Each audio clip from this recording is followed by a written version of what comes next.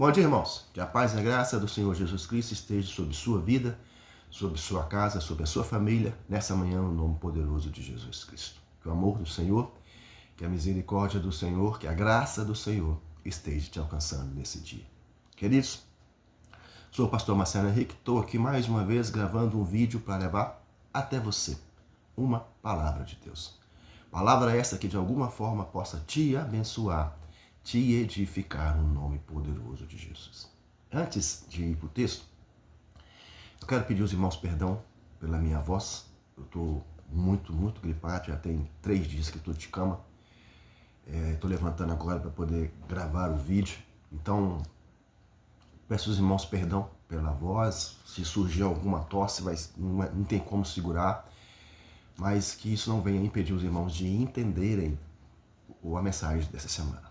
Amém? O texto de hoje está inserido no 2 Crônicas. 2 Crônicas no capítulo 33, verso 1 e verso 2, que diz o seguinte: Tinha Manassés 12 anos de idade quando começou a reinar, e 55 anos reinou em Jerusalém.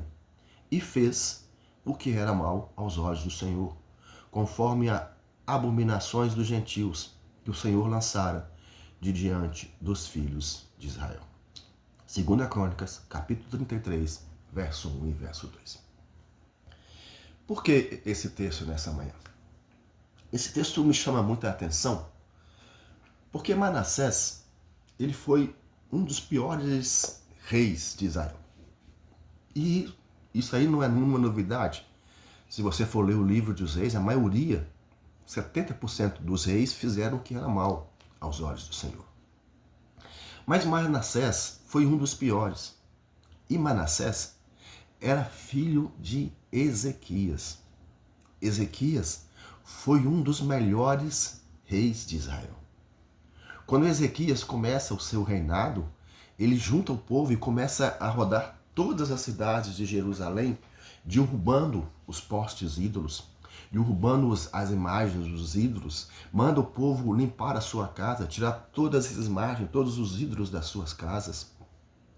Ele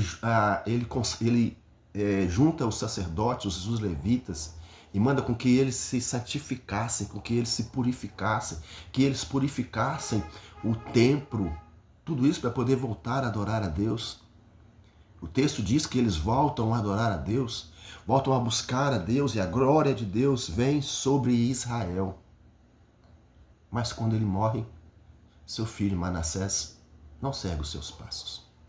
Muito pelo contrário, ele faz tudo o oposto que o seu pai fez. Por que isso? A Bíblia diz lá em Provérbios, no capítulo 22, se eu não me engano, no verso 6, o rei Salomão diz: ensina o seu filho o caminho que ele deve andar, para quando for mais tarde não venha se desviar. Eu quero crer, eu quero pensar e imaginar que o rei Ezequias ensinou todo o povo de Israel. Ensinou os sacerdotes, ensinou os levitas como buscar, como adorar, como fazer a vontade de Deus. Mas ele não ensinou o seu filho.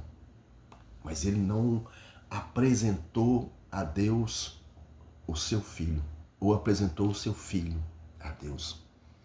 Não mostrou para o seu filho como era importante servir a Deus, fazer a vontade de Deus.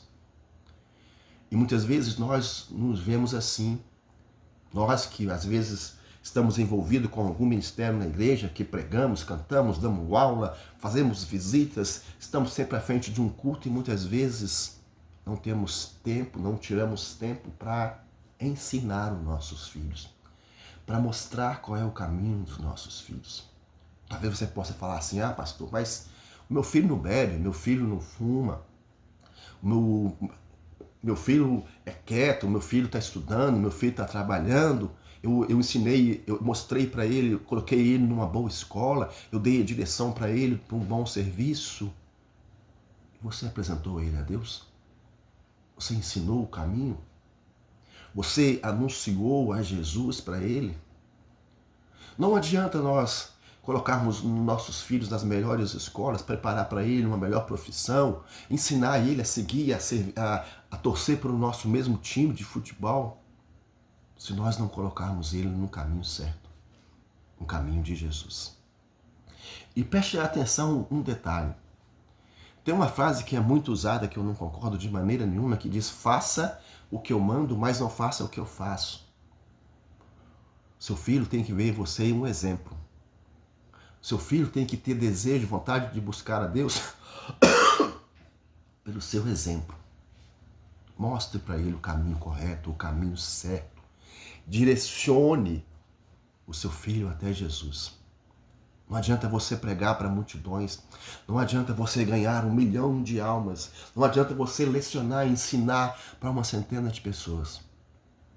Se o da sua casa, se o do seu sangue, se os seus filhos estão se perdendo. Ezequias foi um maravilhoso rei, aclamado por todo Israel. Mas o seu filho se perdeu.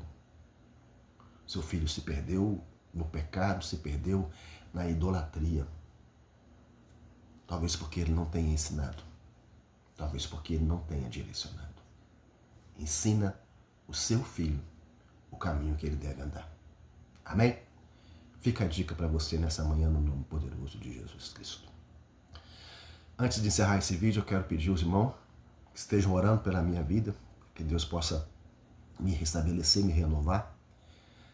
Pedir aos irmãos que continuem participando comigo, continue visualizando. O número de visualizações caiu muito, o número de likes caiu muito, o número de comentários caiu muito, eu não sei o que está acontecendo. Mas peço a você que tem sido fiel, que continue fiel. Continue visualizando, continue deixando o seu like, deixando o seu comentário. Faça alguma pergunta, se você tem alguma dúvida sobre algum texto na Bíblia, fique à vontade, eu vou ter o maior prazer em gravar um vídeo te respondendo. Esse trabalho ele é feito única e exclusivamente para te abençoar através da palavra. Não estou aqui para angariar fundos, não estou aqui para te levar para a minha igreja, para debater religião, para discutir religião. Estou aqui simplesmente para te abençoar com a palavra de Deus. Então, participe conosco. E você, meu irmão, te peço mais uma vez. Você que tem visualizado os vídeos do pastor Marcelo e ainda não se inscreveu, amados, é 0800. Se inscreva, me ajude, participe comigo. Desculpa. E não deixe de dar o like. Amém? Fiquem em paz e até a próxima, se o Senhor nos permitir.